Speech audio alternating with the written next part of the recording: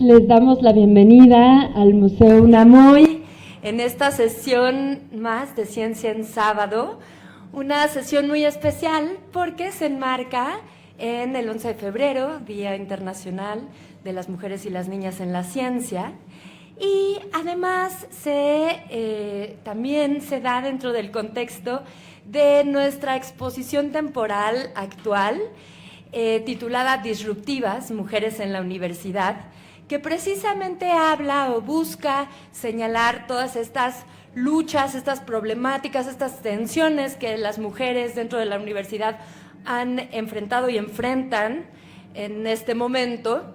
Y bueno, pues siempre con una vista hacia dónde vamos y hacia dónde nos llevan estos avances, estas tensiones, qué nos falta por hacer. Dentro de esta exposición tuvimos el honor de que la doctora Patricia Duarte Sánchez colaborara con nosotras. Ella es parte de las autoras que conformaron los textos de esta exposición. Y hoy tenemos el gran placer de que la vamos a escuchar, vamos a profundizar en esas primeras pistas que nos dejó en la exposición, y hoy podremos escucharla hablar de sus investigaciones y de estas mujeres pioneras en la ciencia, en particular en la biología. Y antes de darle la palabra a nuestra invitada, voy a presentárselas un poquito más formal. Ella es originaria de la Ciudad de México, es doctora en Filosofía de la Ciencia por la UNAM, es maestra en Ciencias, en Biología, por la Facultad de Ciencias de la UNAM y es licenciada en Biología por el Instituto Politécnico Nacional. Dirigió la Asociación Mexicana contra la Violencia hacia las Mujeres, COVAC, durante 20 años, de 1984 al 2004, y actualmente es integrante de la Red Internacional de Historia de la Biología y la Evolución. Es integrante del seminario La Enseñanza de las Ciencias y las Humanidades en la Escuela Nacional Preparatoria en los siglos XIX y XX del Instituto de Investigaciones sobre la Universidad y la Educación ISUE UNAM, que es el instituto del que depende este museo, UNAM Hoy. Ella es participante del Seminario Universitario de Evolución de la Facultad de Ciencias de la UNAM y es autora de publicaciones sobre historia de la ciencia en México y sobre las mujeres en la ciencia, consultora y conferencista en foros nacionales e internacionales, y el día de hoy le damos la bienvenida y le agradecemos muchísimo que esté con nosotras. Muchas gracias, Patricia, bienvenida. Gracias.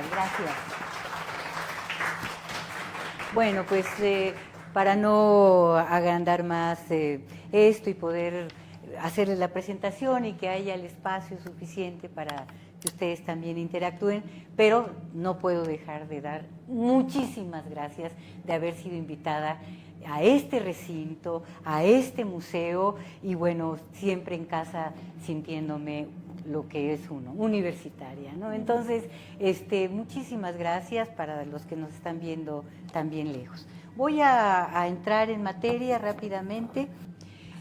Estas dos señoritas, porque es muy particular hablar de que ellas firmaban señoritas Motz y Calderón, siendo unas grandes científicas, unas profesoras, pero bueno, era la denominación que ellas se hacían. Son Irene Elena Motz Beal y Imelda Calderón Vargas. Ellas son autoras e ilustradoras de libros de texto sobre ciencias naturales, botánica, zoología, la naturaleza, biología, por supuesto, más adelante, para todos los niveles, para primaria, para secundaria, preparatoria y normal, que realizaron entre la década de 1930 hasta el 48. Estuvieron produciendo diferentes títulos y publicados y distribuidos hasta la década de los años 70 ya del siglo XX. La que sigue, por favor. Los perfiles biográficos de estas dos maestras son un ejemplo de lo que sucedió mucho cuando hablamos del siglo XIX y estamos hablando revolución y siglo XX, que fueron dos siglos imbricados, totalmente solapados. Y ellas nacen a final del siglo XIX, su adolescencia y juventud es prácticamente, y sus estudios de maestras normalistas durante la Revolución, y mueren hasta bien entrado el siglo XX. Aquí, digamos, ve esta imagen de un siglo XIX, mediados, finales, la Revolución, y bueno, aquí pongo a Nahui Olin, una mujer ya con mucha liberación, con mucha historia, para tratar de mostrarles gráficamente el cambio que hubo y lo que ellas vivieron en esta imbricación de 2 siglos. La que sigue, por favor. En la infancia de ellas, Irene e Imelda gozaron, no es que hayan nacido en la misma familia, pero coincidió que la familia de las dos eran familias porfirianas acomodadas, tenían una situación económica buena y tuvieron una educación, por lo tanto, muy esmerada, en donde suponemos, porque las gentes también traen cosas particulares, pero que surgió su amplio gusto por las artes, las ciencias y la lectura. La que sigue, por favor. Irene, vamos a hablar de Irene. Sus padres, Leslie Gustav Moss y su madre, Carolina Mary Beal, emigraron de Inglaterra a América del Norte, a los Estados Unidos.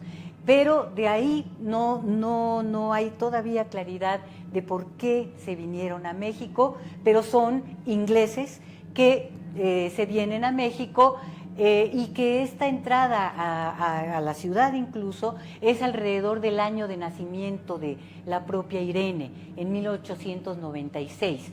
La familia estaba constituida por los padres, Irene y después un hermano menor. El hermano sí quedó viviendo en los Estados Unidos y Irene en algún momento que fue seguramente de visita a ver a su hermano, declaraba en una cédula de paso a los Estados Unidos que había nacido en París. No sabemos, ¿no?, qué es exactamente lo que pasó en este tránsito, pero ella vivió prácticamente toda su vida en México. La siguiente, por favor.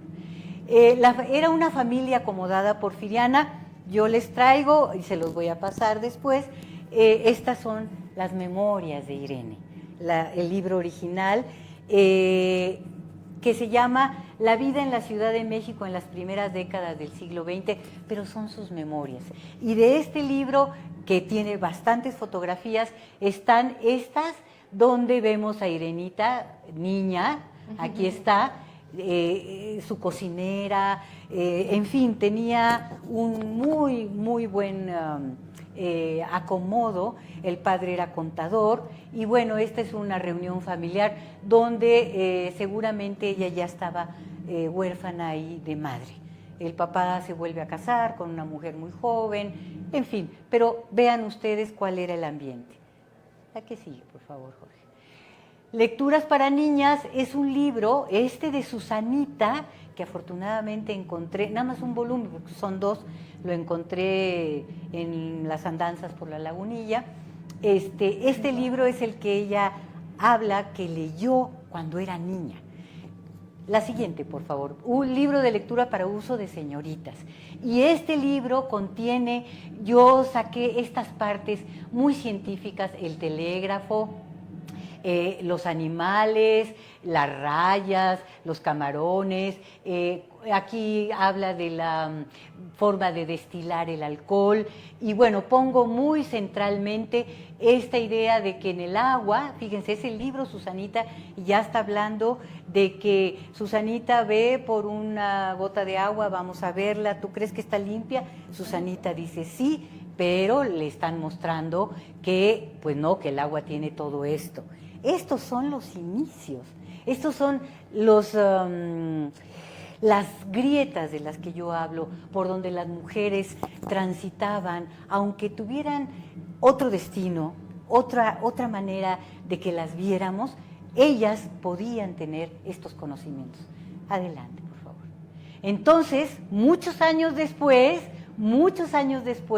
Esa gota de agua, esas lecturas, se tradujeron para Irene en escribir un amplio prólogo para este libro, Cazadores de Microbios, una de las obras científicas de divulgación más icónicas para las ciencias biológicas. Todos los biólogos prácticamente hemos leído Cazadores de Microbios, sobre un estudio de los microorganismos. La portada de este libro corresponde a la 14ª edición y 7ª reimpresión del año 23. ¿Y qué creen? Que sigue estando prologado por Irene Elena Motz, ¿no? Entonces, bueno, pues esos son los resultados. Adelante. Irene como amazona en los años 40, ¿no? Es una foto hermosa. La que sigue, por favor. Ahora vamos a hablar de Imelda. Nació en la ciudad de Oaxaca e hizo sus primeros estudios en esa ciudad. Incluso estuvo en el Instituto de Ciencias y Artes de Oaxaca, porque su padre fue director de ahí. Ella venía de una prominente familia que perteneció a las élites de los valles centrales de Oaxaca, conocidos como la vallistocracia. Ella tiene que emigrar en partes con todos sus hermanos, porque perseguían a su padre por haber, es una persecución política, por haber pertenecido al movimiento soberanista oaxaqueño, que era un movimiento de no poder aceptar los preceptos que se estaban dando en la Constitución por parte de Venustiano Carranza. Venustiano Carranza manda a su hermano a pagar este movimiento y lo matan al hermano de Venustiano Carranza. Entonces Venustiano Carranza arrasa con el movimiento soberanista y todos los que habían pertenecido a él pues salen, unos huyendo, otros sí murieron o los fusilaron, pero esa familia prominente es la que sale de Oaxaca para llegar a México, es la familia de Imelda. Aquí tenemos varias fotografías. Yo tuve la fortuna de que la familia de Imelda pudiera darme documentos y entrevistas, y aquí la vemos en diferentes etapas de su vida. La que sigue, por favor. Bien, acá también, esto es un cartelito de una comida anual que ha tenido la familia Calderón, y aquí es donde vemos pues al padre, a Fortino, a Erlinda, la madre, y Imelda, que es la 8ª hija de 10 hermanos. Para Irene y para Imelda la revolución significó un profundo, un radical cambio en términos de economía, de estatus, porque en el caso de Irene, el padre perdió trabajo, Irene tuvo que hacerse ya de clases como maestra, en fin, hubo un decaimiento en la economía de ambas familias, y ellas se ponen a estudiar en la normal para profesoras ya aquí, y transcurre prácticamente todos sus estudios de la normal durante la gesta armada. La siguiente, por favor. Motz y Calderón en la normal para profesoras. La profesión de docente, desde mi punto de vista, para las mujeres postrevolucionarias y antes también, por supuesto que también, significó una puerta de salida al mercado laboral y el acceso a estudios superiores.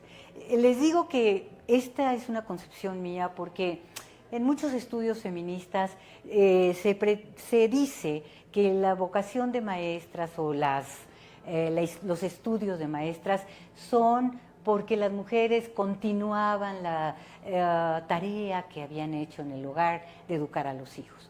Pero hay una diferencia. Se pagaba, estudiaban para hacerlo, y entonces no podemos ver las cosas con tanta radicalidad, diría yo. Yo veo una salida importante, estas grietas, para decir, podemos seguir adelante. Fíjense, Laura Méndez de Cuenca, profesora de Irene e Imelda en la normal en 1912. Laura Méndez de Cuenca, que está aquí en la exposición, eran grupos de mujeres que se apoyaban y que estaban todas pues muy localizadas, porque no eran tantas. Y Laura la vuelvo a ver en los archivos de la UNAM, de Altos Estudios, tomando clases de evolución. ya grandísima. O sea, mujeres que no paraban. Adelante. Relata Irene que las clases de dibujo, fíjense cómo las preparaban a las maestras de dibujo en la normal, eran impartidas por jóvenes pintores, nada menos que Saturnino Herrán, Jorge Enciso, eran sus maestros jóvenes de dibujo. Y bueno, otros maestros salían muy preparadas. Adelante, por favor. Irene también recuerda, porque claro, mucho, como Irene era la que le encantaba escribir, pues entonces traigo muchas citas, porque es la que dejó por escrito se los voy a ir pasando, está viejito, nada más con mucho cuidado, pero que ustedes vean, es Porrúa, porque es la editorial que las acogió fuertemente.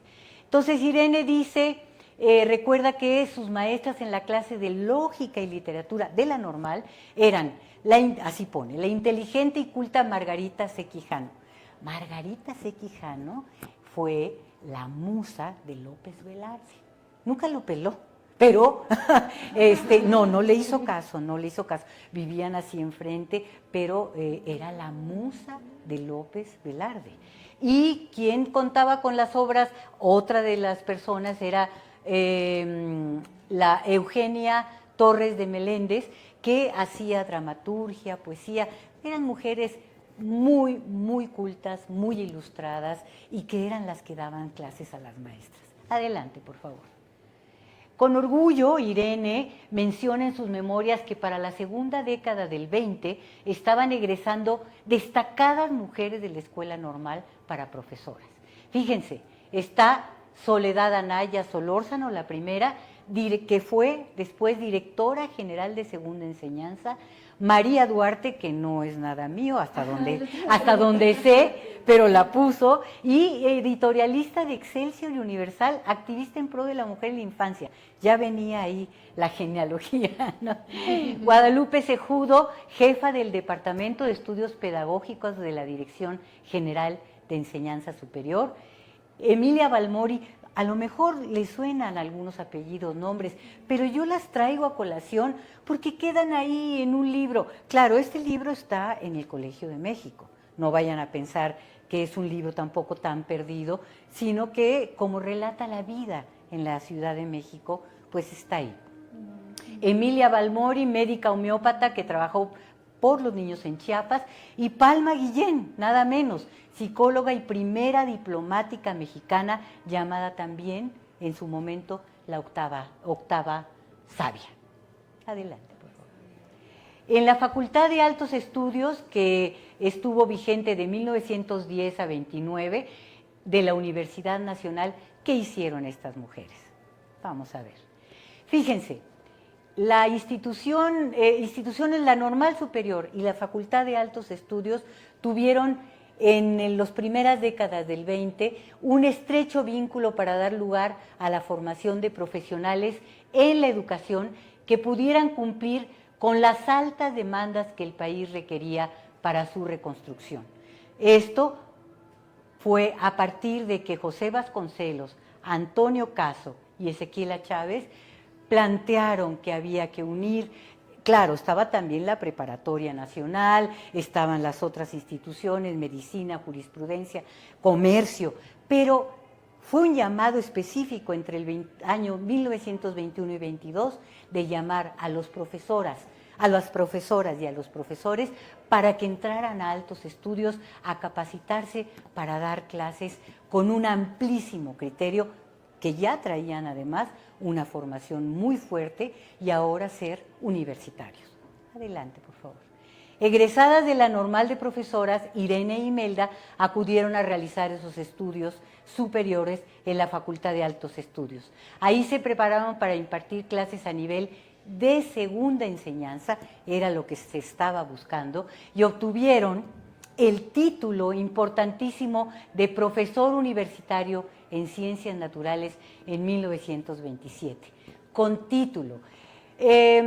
Hago esta aclaración porque yo también sostengo, y al final lo vamos a ver, que ellas son las primeras biólogas en nuestro país, y digo por qué. Pero ahora he encontrado en estos días de la ciencia y demás, que se habla también, como ha sido cierto, que Elia Bravo Hollis también se tituló en el 27, pero es que no existía la carrera de biólogo, no existía la carrera.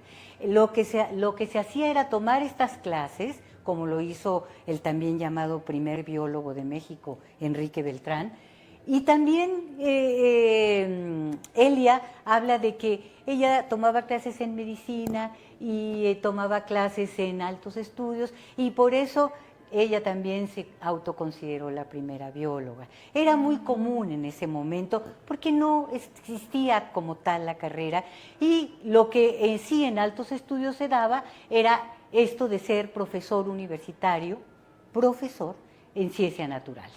Bueno, estos son los papeles de los archivos donde se ve que ellas formaban parte. Gracias.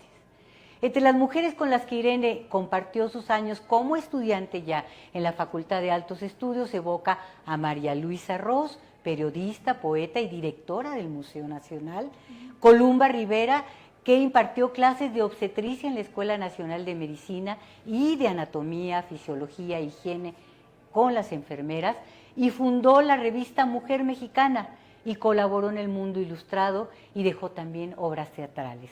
Era este perfil de mujeres como los varones, muy enciclopédicos todavía, preparados para muchas tareas y para muchos conocimientos de tipo artístico, humanístico y científico.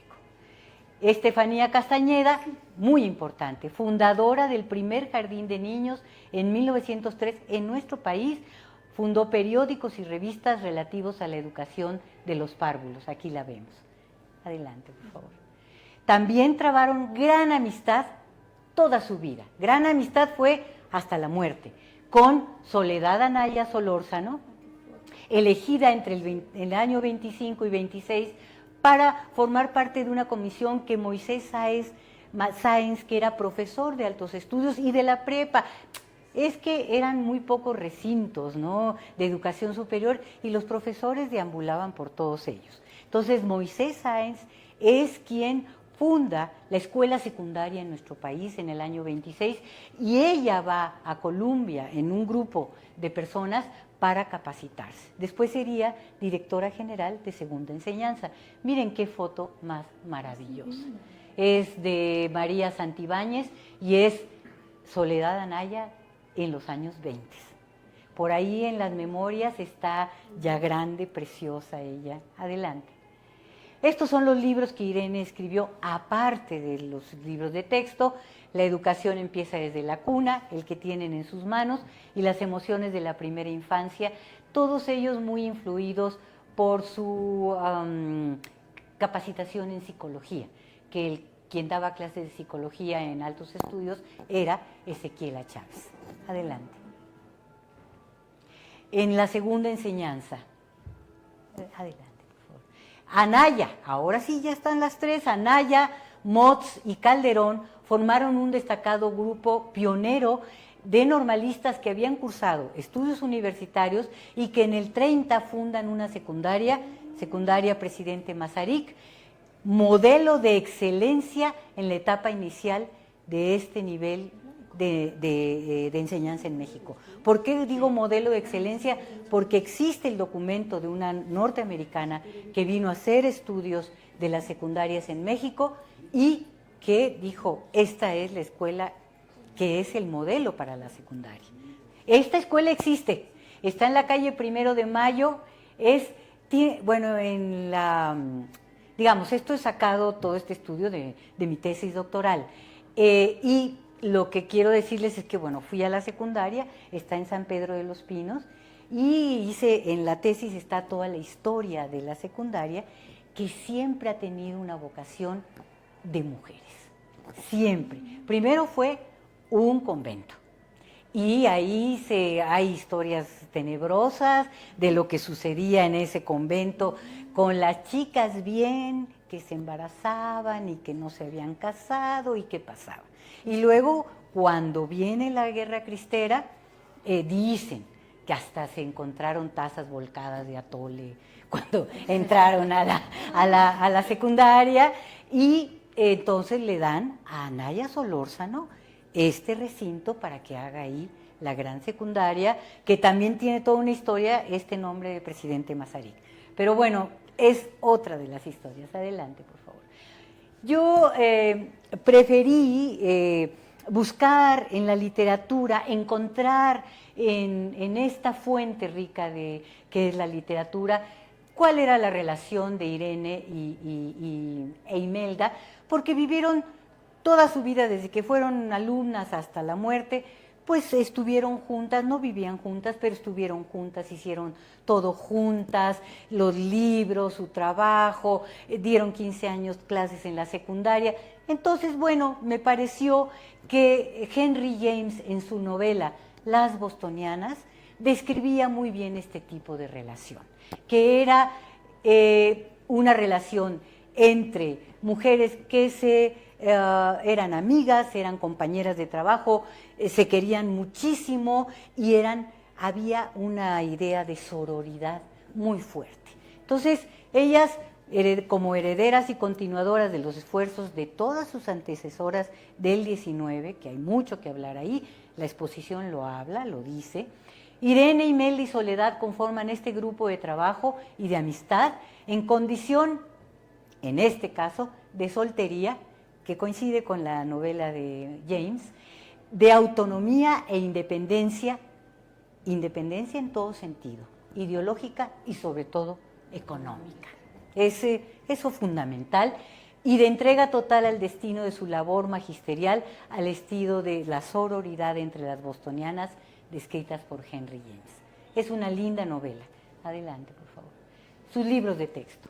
Bueno, Motz y Calderón desarrollan su obra en el espíritu de la época postrevolucionaria, donde la educación, ya quedó lejos eso, era parte de la reconstrucción nacional. Aquí la pintura del Corcito, del desfile del Corcito. Adelante, por favor. En 1930, dice Irene, existían ya 10 escuelas de segunda enseñanza apenas en la capital, pero no había textos desarrollados de acuerdo con los programas vigentes y se hacía uso de libros de autores extranjeros.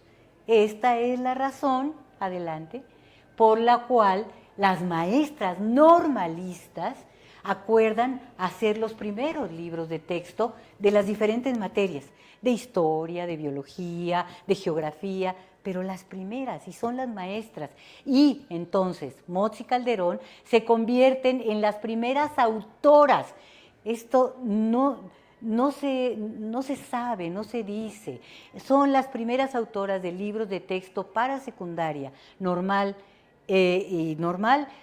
y también para preparatoria, con la publicación de sus nociones de botánica en el 31 y sus nociones de zoología ya en el 41. Hasta después vendrían unos libros muy famosos de Enrique Beltrán, pero ellas son las normalistas, las primeras que escriben textos mexicanos de autoría de mujeres para las materias de secundaria y normal. Adelante. Estas son las portadas de sus libros, muy coloridas, muy festivas, siempre, siempre ellas pensando en los adolescentes, en el alumno, que no fue precisamente, digamos, ellas fueron criticadas en algunos sentidos por los contenidos, pero eran contenidos de sus libros totalmente pedagógicos, didácticos, porque ellas eran maestras. Adelante. Estas nociones de botánica, que son muy viejitas, por eso no tiene, bueno, la portada está en la otra fotografía. Estas que son del 1931, primero escritas en 29, en Soledad por Irene, y luego en 31 ya ilustrada, porque la que ilustraba era Imelda. Las dos escribían, pero fundamentalmente Imelda Calderón ilustraba e Irene escribía. Entonces, estas nociones son muy importantes porque ustedes no se pueden imaginar lo que significó para los autores de la época, para los botánicos, Maximino Martínez, Guillermo Gándara, la afrenta de que se hayan atrevido a escribir estas nociones de botánica. Y bueno, traigo aquí unas notitas les decían que eran unos calificativos muy fuertes, era la descalificación total a este libro. Lo menos que dijeron es que hacía daño a la educación. O sea, estaban muy molestos porque además pues se empezaba a ganar dinero con los libros que se producían. Y entonces el mercado editorial pues era una rebatinga, ¿no? Entonces hubo una crítica, luego ellas no contestaron porque no pensaron que tenía que hacerse un pleito, entonces ellos volvieron después de un año a replicar y se quejaron con el secretario de Instrucción Pública, en fin, fueron muy criticadas y no sirvió de nada porque ellas siguieron adelante siempre. Con estas nociones, con las otras nociones y con sus libros de primaria y de secundaria. Adelante. Estos son los libros de primaria, se llamaban La Naturaleza. Adelante. Estas son las nociones de zoología, nada más para que ustedes vean. Adelante. Estas son las nociones de biología que ya escriben hasta el 46-47, y que ya son libros contemporáneos totalmente de los libros de texto que escribió el gran biólogo Enrique Beltrán, que sí hace toda una innovación cuando escribe estos libros para secundaria, pero ya 46-47, ya en pleno avilacamachismo, ¿no? Y que son libros que compitieron durante mucho tiempo, compitieron porque eran los únicos que había, los de ellas y los de Enrique Beltrán, para las secundarias. Nada más que ellas, por ejemplo, en la primera parte son los únicos que plantean desarrollan el tema de la biología en México. Los de Beltrán no tienen nada de biología en México. Ellas sí se dieron a la tarea de resaltar a los investigadores mexicanos como Alfonso L. Herrera, como Duyé, en fin, tienen un apartado.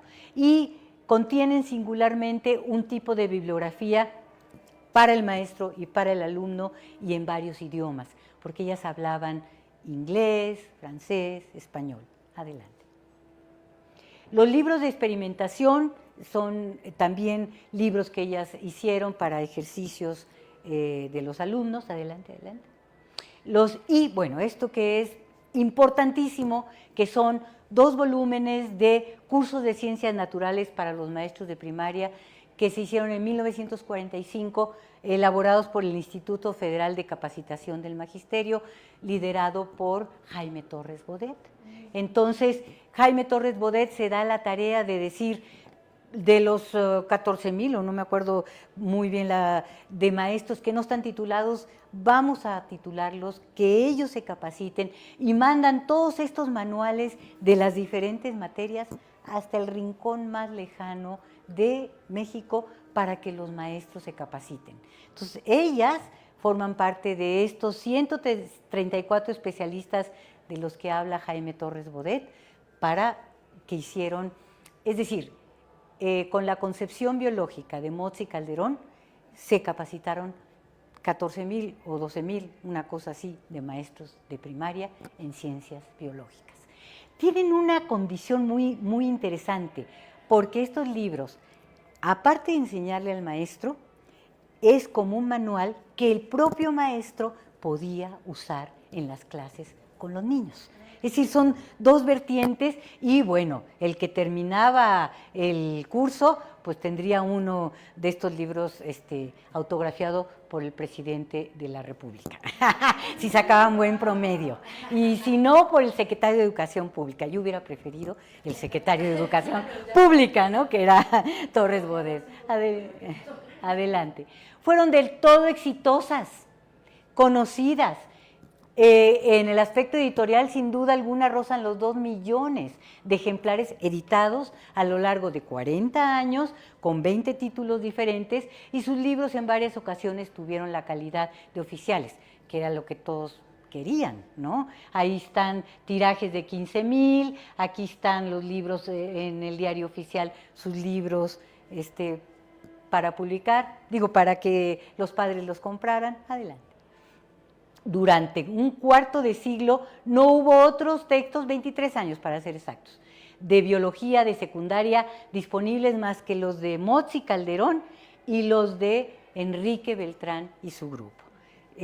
Aquí hay toda una historia muy interesante, pero pues estuvieron en todo ese periodo esos libros de texto. Adelante.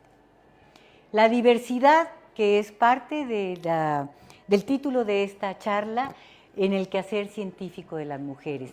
Es decir, ¿qué aportamos de diferente? ¿Qué somos de diferente para hablar de la diversidad científica?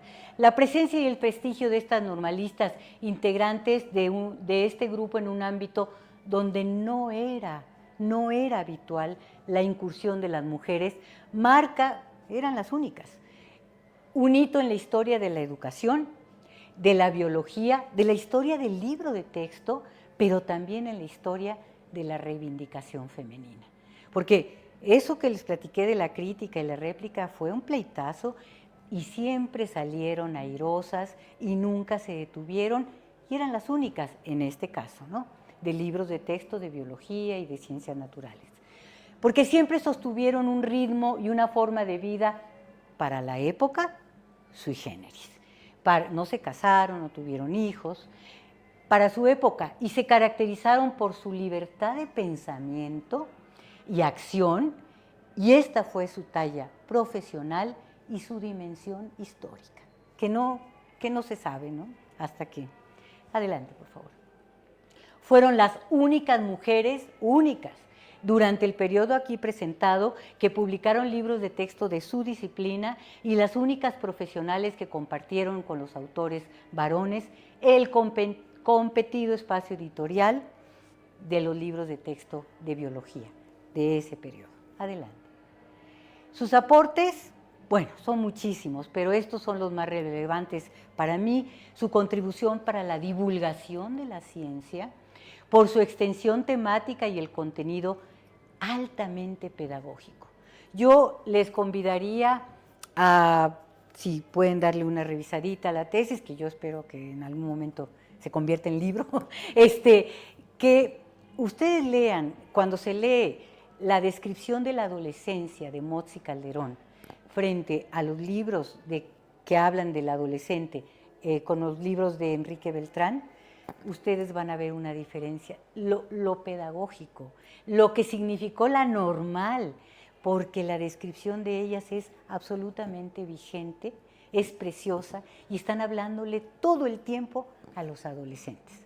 A diferencia un poco, incluso la letra de sus libros es un punto más grande que la letra de los libros de Beltrán, en el sentido de que ellas era todo para el aprendizaje.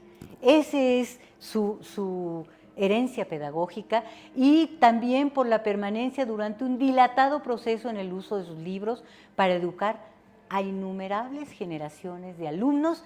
Y por supuesto, el libro de texto, como dice Schublin, es realmente el que va a parar a manos del maestro, que es el que lo interpreta y el que lo da a conocer y el que hace que se haga carne en los alumnos. Adelante, por favor. Motz y Calderón, habiendo cumplido con todos los requisitos de la Facultad de Altos Estudios, tanto en el área de ciencias naturales como en materias ligadas a la pedagogía, psicología, organización de secundaria, dirección de secundaria, y puesto que existe el antecedente histórico de que el alumno Enrique Beltrán, egresado de esa misma facultad y en similares condiciones de preparación, se consideró como el primer biólogo en México, él se consideró como el primer biólogo, puede sostenerse o puedo sostener, adelante, en un acto de reconocimiento y justicia histórica, que son las primeras biólogas en nuestro país. Si lo son junto con Elia Bravo, pues bravo, bravo, bravo, no estoy, unas son y otras, no, habemos muchas, hicimos y nos hicieron el camino a todas nosotras, mientras más mejor, pero reconozcámoslas. Adelante, por favor. Esa es la portada de mi tesis. Pero, aun y cuando en su época Mots y Calderón fueron prestigiadas y reconocidas, al paso del tiempo, invisibilizadas y se eludieron sus grandísimas aportaciones. El olvido, sostengo varias hipótesis, pero una puede haber sobrevenido en la medida en que la idea de hacer y difundir la ciencia forma parte del discurso de quienes no les ha sido posible reconocer el trabajo de mujeres provenientes del ámbito magisterial. Y como ellas en sus libros aparecían como señoritas Mots y Calderón o profesoras, porque ellas nunca rehusaron, eran orgullosas. Y en los libros estos de capacitación a los maestros, algo clarísimo es que están todo el tiempo bombardeando a los profesores diciéndoles: ustedes son el orgullo de la comunidad, ustedes tienen en sus manos el poder de la enseñanza y de la comunidad. Nunca abjuraron, nunca. Entonces no necesitaron que se los dijeran, pero sí lo eran biólogas. Además, los libros, pues es la manera de una parte de difundir la ciencia, pero probablemente quedaron en el olvido. ¿Quiénes son esas señoritas Mots y Calderón? Y sus libritos llenos de colorcitos, pero tenían un contenido de la época. Adelante, por favor. Bueno, sin embargo, ya están en el cuadro de naturalistas y biólogos de la Conavio, bueno, de lo que fue Conavio, pero que permanece el trabajo de esta gran institución. Y pues aquí están las caricaturas que hizo Román Rivas para una charla justamente que ofrecí para la Conavio, hablando de Mots y Calderón como las primeras biólogas de México, y en donde aquí ya aparecen en este cuadro y ya tienen un lugar a partir de la investigación y de sacar a la luz a todas estas mujeres que nos han dado patria, que nos han dado realmente un camino para la ciencia y para la reivindicación del arte, porque ellas adoraban la música, en fin, y de la escritura. La historia de la biología en México está por completarse. Y siempre estará así. Y no puede dejar de contarse sin dedicarle un largo capítulo a Irene y a Imelda Calderón, a Irene Elena Mots e Imelda Calderón. Ha existido una deuda histórica con estas dos biólogas, quienes son acreedoras de la honrosa categoría de pioneras en la enseñanza y la profesionalización de la biología en México. Coadyuvaron para la institucionalización de esta disciplina. Adelante, por favor. Y pues muchas gracias. Gracias. Ahora sí, lo que ustedes gusten preguntar. Muchísimas gracias. Quiero agradecer muchísimo porque esta charla nos sitúa o nos mostraste precisamente lo importante de las redes de mujeres para poder hacer esta trabajo de visibilización, de historia, lo importante de echarnos la mano, de tener estas redes de solidaridad que son fundamentales para que pueda haber cambios.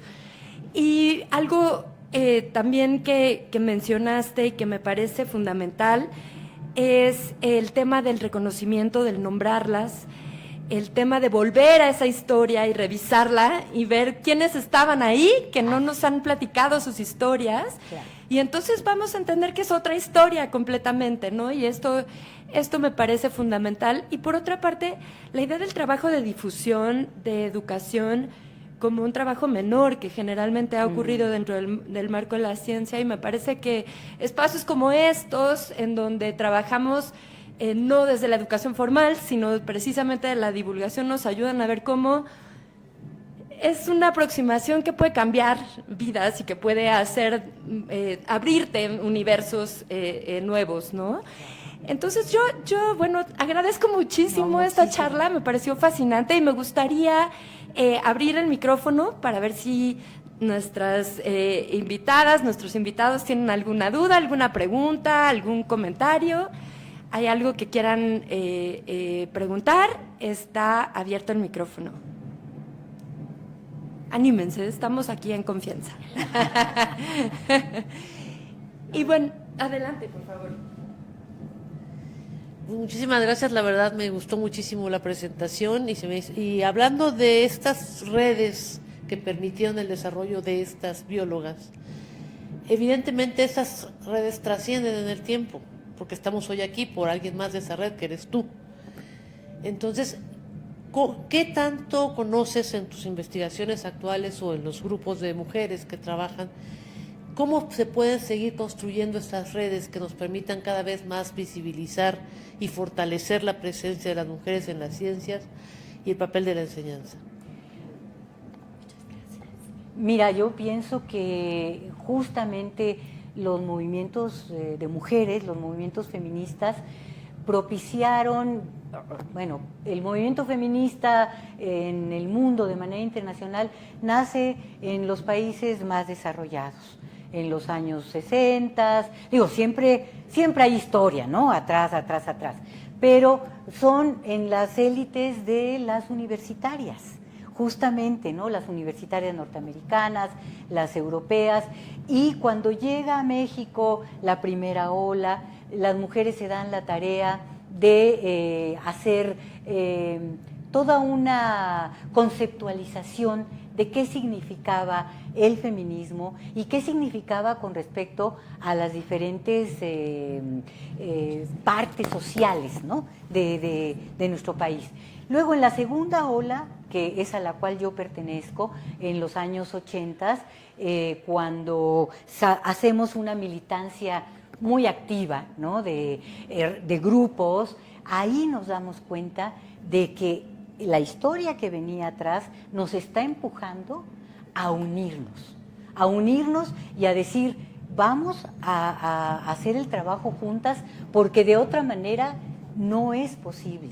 Y entonces, como muchas veníamos justamente de las universidades y de esta parte de la academia, pues empezó a hacer el trabajo de historia, de sociología, de todo el trabajo universitario, de poder empezar a visibilizar a las mujeres. O sea, fue esta parte en donde dijimos, tenemos que decir que existieron. Primero se dio lugar a las mujeres políticas, ¿no? A las que habían en la revolución y que todavía están saliendo más y más. Y después las universitarias en el PUEG y luego lo que ahora es estudios de la mujer en la UNAM, se dieron a la tarea de empezar a sacar a las científicas que llegaron, la historia de las científicas llegó después, pero llegó con todo. O sea, las mujeres en Fox Keller, Haraway, esas empezaron a decir, la ciencia también están las mujeres, pero lo dijeron con una fuerza, ya venían con todo detrás. Entonces, yo creo que han sido redes construidas de manera conceptual y también de manera física, ¿no? Cuando hicimos los grupos de mujeres y cuando nos reuníamos en las primeras veces en el Chopo, ¿no? O otro recinto universitario, y que fue construyéndose poco a poco de manera muy contundente, fue muy lento pero muy contundente, y ahora ya hay una historiografía que está cambiando muchísimo y hablando de que tenemos otra cara de la ciencia, otra cara de la historia donde están las mujeres, y que hay una diversidad, que sí se hace, no mejor ni peor, hay una diferencia, hay un aporte cuando entra esta otra parte de la humanidad, ¿no? No sé si lo respondí. Las respuestas correctas. Bueno, digo más o menos a lo que me decías de que, pues sí, exacto. Hay textos al respecto de estas. Claro, sí, claro que hay muchísimo escrito sobre cómo sobre todo en el ámbito universitario, cómo las universitarias han hecho grupos y han empezado a hablar de estas redes. Y yo no veo otra forma del movimiento feminista más que se hizo con redes. No estábamos de ninguna manera, había en nuestro continente los encuentros latinoamericanos feministas y eran, perdón, que nos reuníamos todas las latinoamericanas o todas las que se podían, ¿no? Durante muchos años hubo estos encuentros y ahí iba de todo, ¿no? Eran la política, las historiadoras y las que trabajábamos. Yo lo que trabajé mucho fue violencia contra las mujeres durante ese tiempo, ¿no? Muchas gracias. Hay un libro que salió el año pasado en donde también hay investigadoras del Instituto de Investigaciones sobre la Universidad de la Educación que se llama Trayectorias Feministas en la Universidad y que creo que también ahí se pueden ver distintas redes, digamos, parten de eso, de estos grupos de mujeres en distintos momentos. Y bueno, también pensé, ahora que mencionabas estas convenciones de mujeres, tenemos abajo, como parte de la exposición, está unos fragmentos del documental La Revuelta, que también fue una colectiva y feminista en los 70s, 80s, ¿no? Que trabaja ahí y que aquí solo verán algunos fragmentos de estas participaciones, pero bueno, podrían también buscar el documental que está dirigido por Lucero González y que es muy interesante también porque tienen mucho material documental y es muy interesante ver las discusiones, verlas en acción. También puede revelar ciertas cosas, ¿no? Del ambiente, de lo que se preguntaban. Incluso las redes no solo fueron entre mujeres feministas para sacar la ley de violencia intrafamiliar, ¿no? En el 97,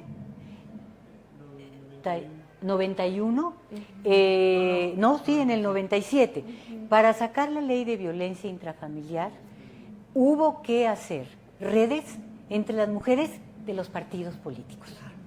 O sea, cuando hablo de redes, hablo de esta interacción importante, de reconocernos que si no estamos unidas, no vamos a avanzar. Y eso fue un reconocimiento clarísimo. Yo siempre le llamé la ley de los colores, porque fueron todas las mujeres de partidos políticos, periodistas, académicas. Nos unimos un grupo que se llamaba justamente así, Grupo Plural. Ese Grupo Plural impulsó la iniciativa de ley. La iniciativa de ley fue afortunada porque tuvo que discutirse en el pleno de la Cámara, aunque es un delito de corte local, pero se discutió en la Cámara a nivel federal, y eso dio lugar a que tuviéramos muchísima difusión y que se supiera y que viéramos a los señores, algunos en acción, diciendo cosas que hoy ustedes se reirían, pero que en ese momento no querían la ley. Y eso fue un movimiento de tipo plural y fue unirnos en una red, incluso de mujeres de partidos. Sí, qué importante. Sí. ¿Alguien más tiene una pregunta? Claro, ¿me ayudas, por favor? Sí, tenemos comentarios otra vez. Voy para acá, que dar toda la vuelta. Gracias. Pues muchas gracias, Patricia, por la charla. Y no sé, no me gustaría que se quedara, o no sé qué piensas tú, con esa sensación de que estas mujeres surgen de manera espontánea, ¿no? Me parece como muy importante, y tú lo dejaste mencionado al principio, pero pues de dónde vienen, o sea, en qué contexto nacen estas mujeres, ¿no? ¿Qué les permite también, pues no sé, estar rodeadas de libros, en fin? No es que solo así se pueda llegar a donde llegaron, ¿no? Pero yo creo que esta parte previa, ¿no? De qué les permitió, ¿no? Poder llevar a cabo esta trayectoria, pues investigar, ir un poquito más allá, ¿no? O sea, sí me parece que ver ahorita ya a partir de todos sus logros, sin explicarnos de dónde vienen, ¿no? En qué contexto, bueno, nacen a finales del siglo XIX, todo esto, ¿no? Su trayectoria del siglo XX, entonces como que tiene que estar, y bueno, tú lo haces, explicado en un contexto nacional y también internacional, ¿no? Claro. No solo de social, sino también científico en este caso, o de educación, Claro, ¿no? claro. No, Sí. no sé qué piensas. No, me Para parece... no quedarnos nada más con lo de la lucha feminista. O No, por supuesto. Incluso Ay, perdón. Gracias. una persona importante en este trabajo, que es Lourdes Alvarado, ella siempre ha insistido mucho en que se mencione que ellas eran unas señoritas bien, primero, ¿no? Que ellas venían de estos hogares donde eran hogares muy propicios para la ilustración. El padre de Imelda era abogado, fue cuando llegó aquí, aunque venía en persecución política, fue juez y fue director del Instituto de Artes y Ciencias en Oaxaca. Y ella, por supuesto que tuvo toda esta educación y todos los hermanos fueron muy prominentes. Uno de los hermanos estuvo trabajando con la cuestión de la ley de los braceros, en fin, era una familia ilustrada, la familia de Imelda, y que tenía muchos contactos con artistas de la época, con poetas. No quise aquí poner una foto muy icónica que hay de la familia, donde están, que es la foto que aparece al principio de ellas dos, donde está José Gorostiza con su mujer, que José Gorostiza daba clases en la facultad donde también Imelda daba clases y que después fueron parientes políticos, porque se casó con una sobrina suya, Josefina. Entonces, estaban rodeadas, y esto lo digo para ambas, exactamente, estaban rodeadas de un ambiente de mucha ilustración, de un ambiente político y de un ambiente que les permitió tener contactos muy importantes. No son de la nada, y sobre todo que al ellas pareciera algo menor, pero al ellas poder hablar varios idiomas, por ejemplo, Irene tenía como idioma materno el inglés. Ella perfeccionó su español en altos estudios. Y Imelda hablaba francés desde Oaxaca, pero aquí en altos estudios también aparece en las materias de perfeccionamiento del francés. Entonces, al hablar varios idiomas, justo la ciencia de su época, ellas tuvieron acceso a libros en estos idiomas en ese momento. Y eso se traduce en la bibliografía que ellas presentan tanto para los maestros como para los alumnos. Efectivamente, no estaban ajenas a la ciencia de su tiempo, no estaban ajenas al acceso para estas publicaciones, y hay que decirlo, respecto a por ejemplo, a la evolución, ellas hasta los años 60 hacen este gran cambio, incorporan la evolución orgánica en sus libros, porque ellas, pues era la competencia editorial, sus libros se usaban mucho en escuelas privadas, aunque eran más baratos que los de Enrique Beltrán, pero se usaban muchísimo en las escuelas privadas, y ellas dicen, bueno, vamos a poner la biología así. En los años 60 hay un cambio muy importante, ellas meten evolución orgánica y lo hacen de manera no tan explícita, pero sí diciendo, hay transformación de las especies, la teoría darwiniana hay que estudiarla, porque así era en ese momento, todavía para ese momento hay que estudiarla. Nosotras estamos abiertas a las verdades parciales, y por eso sus libros se llaman los de secundaria de los 40, Nociones de Biología, como se llamó el libro de su maestro Alfonso L. Herrera. Y Alfonso L. Herrera le puso así a su libro porque dijo, no hay una verdad única, hay verdades parciales. Entonces son nociones de la ciencia. Claro, ellas, y venían además de toda la ciencia y de lo que habían hecho sus predecesoras en el 19, las que llegaron a escribir en periódicos y en revistas argumentos científicos para las mujeres en esa época. Muy bien. Tenemos también comentarios, gracias, comentarios de las redes. Alma Galvez manda muchas felicitaciones. Gina de la Garza dice, excelente, me gustó mucho el tema y la manera de exponerlo. Felicidades a la doctora Patricia, a la doctora Claudia de la Garza, y añade que cabe mencionar la importancia de la escuela normal. Soy normalista, ojalá se fortalezcan los programas actuales para la normal y la normal superior. Y Toledo Altaira dice, maravillosa exposición, me lleva a reflexionar sobre el papel de las universitarias por los derechos políticos. Así es. Sí, importantísimo. Había redes. Claudia Altaira es una persona que ha estudiado a profundidad las redes de las mujeres universitarias. Muchas gracias, Claudia, por tus comentarios. Yo encontré que cuando Altos Estudios es una institución muy difícil de estudiar, porque tuvo muchas épocas diferentes. Incluso, yo aquí traigo una serie de notas, este libro donde muchos hablan de que Altos Estudios se cerró en el 25. No fue así. Altos Estudios, Portes Gil, en un oficio de 31 de diciembre al Vaso.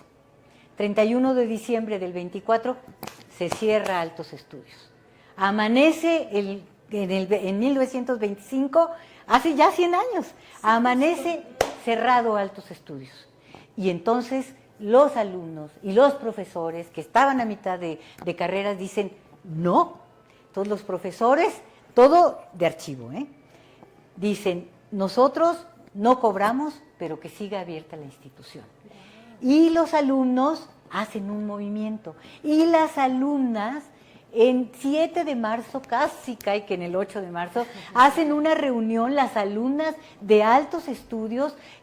Ahora tengo el nombre de la persona que las encabeza, de la mujer que las encabeza, y se reúnen para decir, no, los alumnos queremos seguir, y los alumnos ofrecen al pueblo mexicano que ellos van a vertir sus conocimientos, pero que los dejen terminar sus carreras.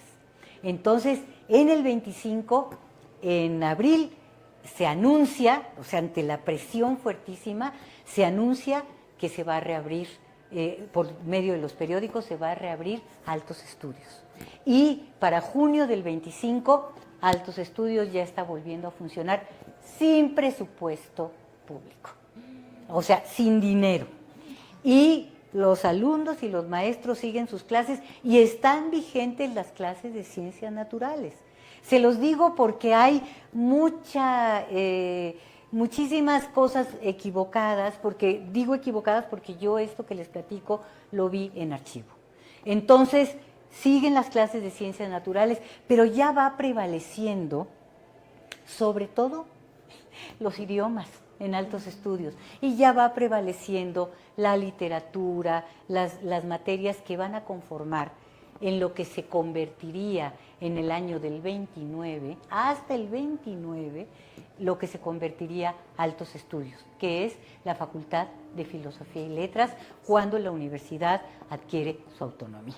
Entonces, es una institución difícil, por eso tantas fechas, tantos momentos diferentes, pero Altos Estudios permanece hasta el año del 29 con ciertas materias de ciencias naturales, y en el caso de la biología, Altos Estudios, todo lo que tenía pasa al Instituto de Biología de la UNAM, que está encabezado por Isaac Ochoterena, y entonces es cuando ahí se empieza ya a conformar prácticamente la biología como una disciplina y la carrera de biólogo ya institucionalizada.